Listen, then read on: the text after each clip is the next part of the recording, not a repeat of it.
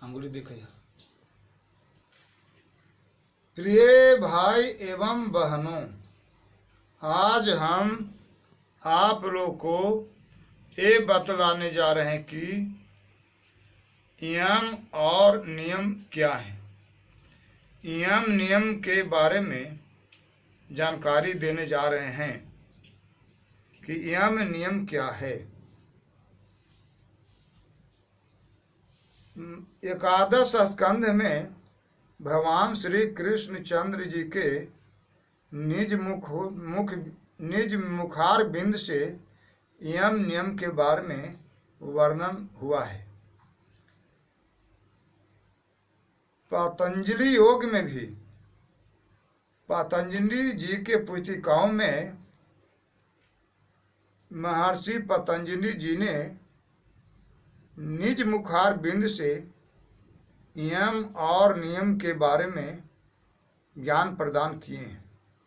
यानी महर्षि पतंजलि जी यम नियम के बारे में बतलाए हैं कि यम नियम क्या है। तो पहले हम आप लोग को यम के बारे में चर्चा करने जा रहे हैं कि यम क्या है। पहले तो यम के बारे में जानकारी प्राप्त करें। अहिंसा, सत्य, अस्तेय, ब्रह्मचर्या, परिग्रह। अहिंसा, सत्य, अस्तेय, ब्रह्मचर्य और अपरिग्रह, ये 5 यम हैं। तो इनके बारे में हम आप लोग को अलग अलग विवरण करके बतलाते हैं कि अहिंसा क्या चीज़ है।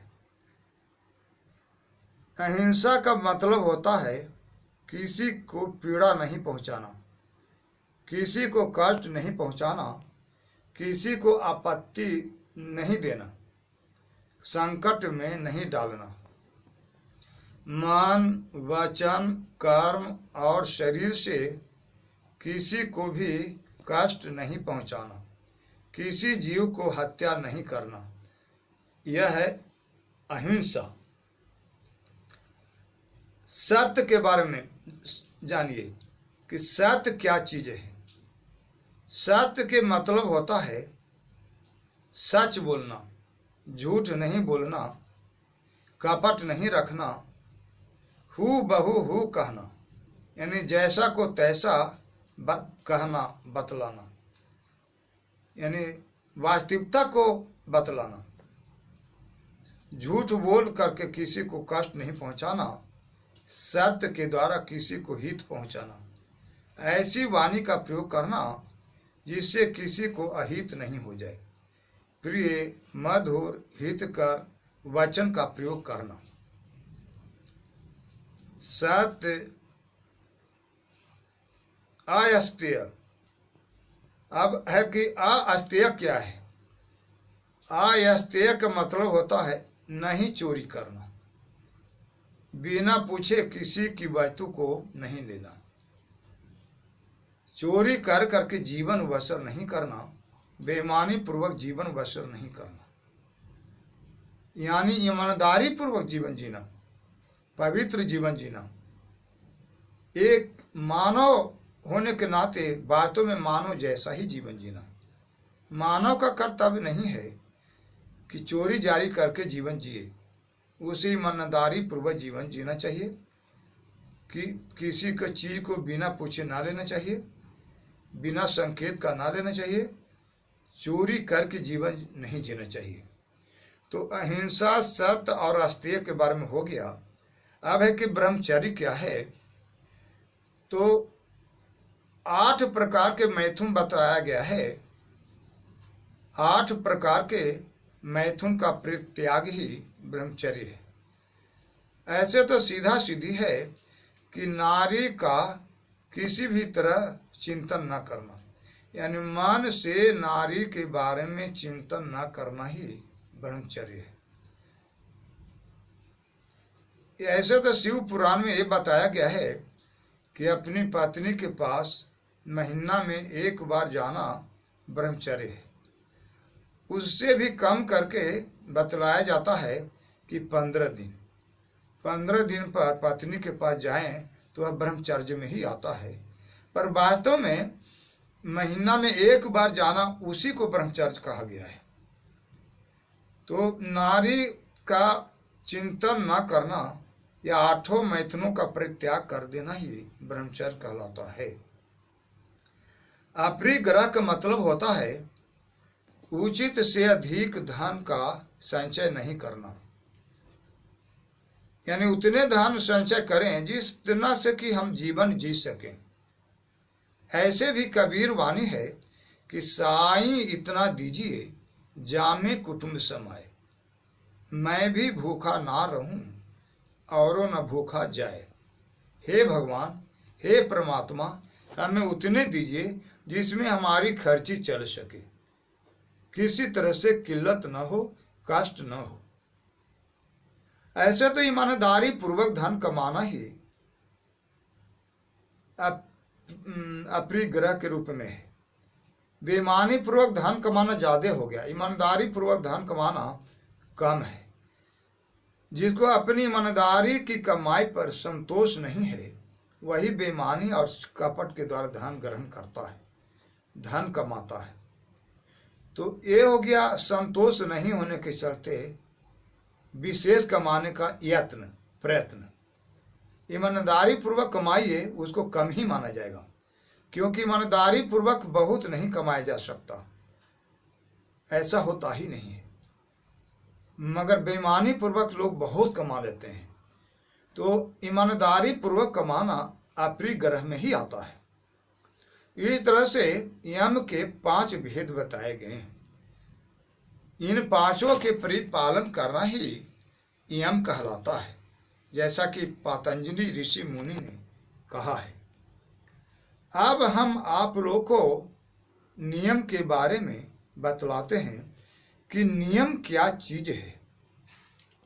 नियम के बारे में जानिए कि शौच, संतोष, तपः, स्वाध्यायेश्वर प्रणिधानानि नियमा, यानी शौच, संतोष, तप, स्वाध्याय, ईश्वर प्रणिधान, ये 5 प्रकार के नियम बताए गए हैं।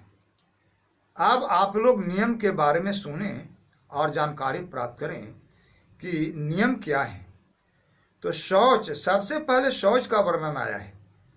शौच माने पवित्रता होती है, और पवित्र 2 प्रकार से रखा जाता है। एक तो शारीरिक पवित्रता, एक हृदय की पवित्रता, एक बाह्य पवित्रता, एक आंतरिक पवित्रता।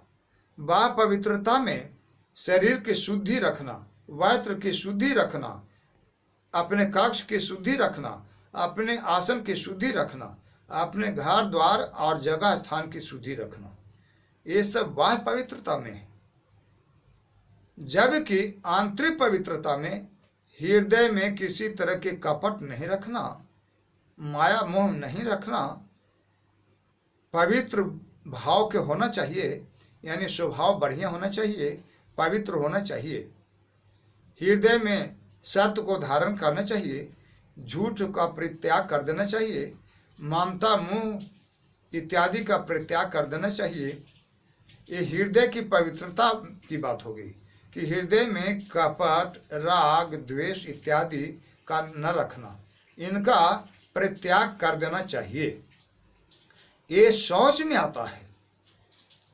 असंतोष का मतलब होता है ईमानदारी से कमाए हुए धन पर स्थित रहना चाहिए, यानी ईमानदारी से कमा करके जीवन जीना चाहिए। और बेईमानी से धन कमाया हुआ संतोष में नहीं आता। संतोष में तो वही है जो ईमानदारी पूर्वक जीवन जीता है, ईमानदारी पूर्वक धन कमाता है, ईमानदारी पूर्वक वसर करता है, ईमानदारी पूर्वक रहता है। तो संतोषी वही हैं जो ईमानदारी से कमाए हुए धन पर जीवन जी लिया करते हैं। संतोषी वही हैं जो बेईमानी पूर्वक धन कमाने का यत्न नहीं करते, बेईमानी पूर्वक धन नहीं कमाते। ये संतोषी लोगों का काम है। और संतोषी आदमी को सुख भी होता है, मगर जो असंतोषी हैं उनको कभी चैन नहीं है, वे सदा दुखी हैं।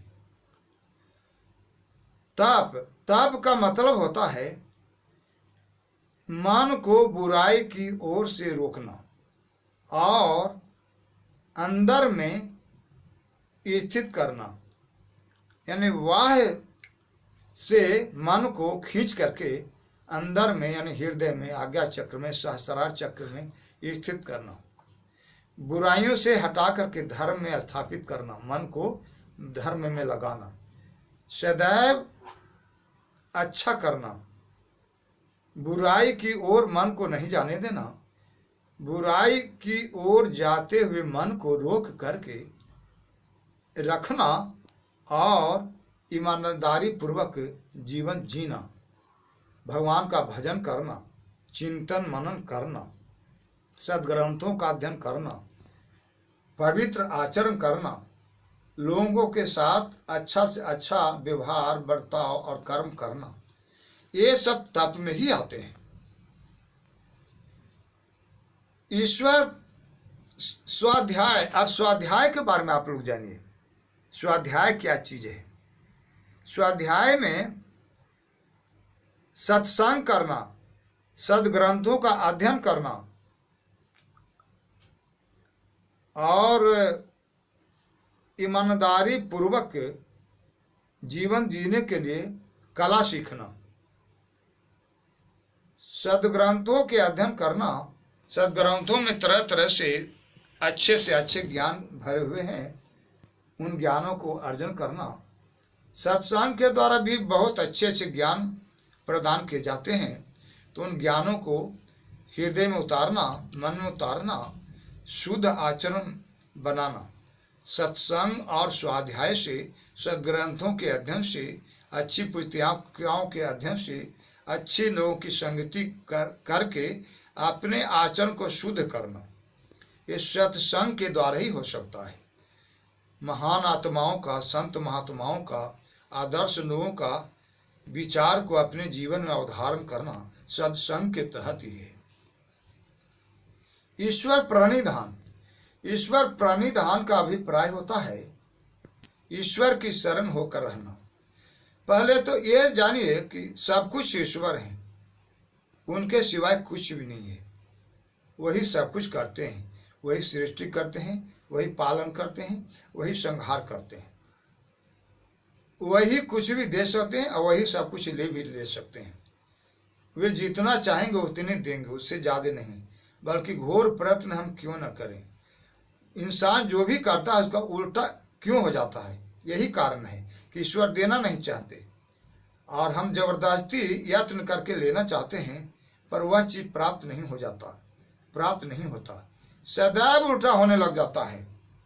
और उल्टा होने के चलते हम लोग को वह चीज़ नहीं प्राप्त हो पाती है जो मन में रखते हैं, जो हम चाहते हैं, वह चीज़ प्राप्त नहीं हो पाता। इसलिए सदैव ईश्वर की शरण रहिए।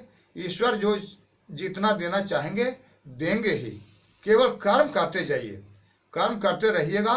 जो ईश्वर को उचित समझ में आएगा उतना दे देंगे, उसमें दो मत की बात नहीं। पर हमें चाहने से नहीं देंगे, वे जो चाहेंगे वही देंगे और उतना ही देंगे जितना कि वे चाहेंगे। इस तरह से ईश्वर की शरण होकर के अपना जीवन जीता रहें और भजन भी करता रहें। इस तरह से ईश्वर की शरण रह करके जो जीवन जीता है उसको ईश्वर रक्षा करते हैं, उसको ईश्वर सदैव ध्यान में बनाए रखते हैं, उस पर आने वाली आपत्तियों को हरते हैं। ईश्वर सदैव हित करते हैं, बुराई तो करते नहीं। इस तरह से 5 नियम हुआ। इस तरह से हमने यम और नियम के बारे में आप लोग को बीच ज्ञान प्रदान किया। आप लोग इस ज्ञान को प्राप्त करने के लिए हमारे चैनल राधे श्याम 2 को सब्सक्राइब करें और जानकारी प्राप्त करें।